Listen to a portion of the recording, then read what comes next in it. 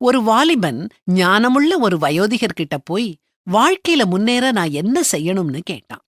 அதுக்கு அந்த முதியவர், ஒவ்வொரு நாளும் ஏதாவது ஒரு நேர்மறையான விஷயத்த மட்டுமே நினைக்கணும், ஒரே ஒரு விஷயத்த மட்டும் நினைச்சா போதும், தினமும் 5 மணி நேரம் தொடர்ந்து அத பற்றியே தியானிக்கணும்னு சொன்னாரு. வாலிபனுக்கு குழப்பமா இருந்துச்சு.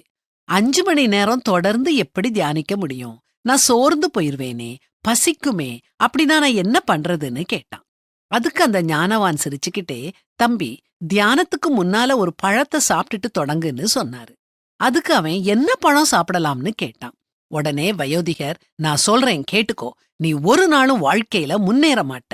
எந்த நேர்மறையான விஷயத்த பற்றி தியானிக்கலாம், எப்படி தியானிக்கலாம்னு நீ கேட்டிருந்தீனா, உன் மனமும் ஆன்மாவும் வளர்றதுக்கு வாய்ப்பு இருக்குதுன்னு அர்த்தம்.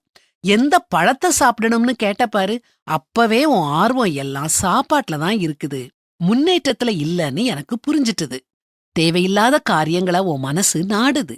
இப்படி தேவையற்ற காரியங்கள்ல நீ உன் நேரத்தை செலவழிச்சீனா உன்னுடைய நல்ல நோக்கம் ஒரு நாளும் நிறைவேறாதுன்னு கோபத்தோட சொன்னாரு. நாமும் நம்முடைய கண்ணோட்டத்தை, அணுகுமுறைய கொஞ்சம் அலசி பார்ப்போம். கடவுள் நம்ம வாழ்க்கையில வச்சிருக்கிற நோக்கம் நிறைவேற நாம என்ன செய்யறோம்? அந்த குறிக்கோளை நோக்கியே நம்ம ஒவ்வொரு நாளும் முன்னேறி செல்றோமா?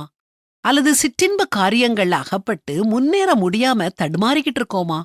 நான் என்னை அனுப்பினவருடைய சித்தத்தின்படி செய்து அவருடைய கிரியையை முடிப்பதே என்னுடைய போஜனமாயிருக்கிறதுன்னு இயேசு சொன்னாரு. நம் வாழ்க்கைக்கான திட்டமிடுதல நிறைவேற்றும் போது எந்த ஒரு கவனச்சிதறலும் இல்லாம ஒழுக்கத்தோட, அர்ப்பணிப்போட இருப்போம். வெற்றியுள்ள வாழ்க்கை வாழுவோம்.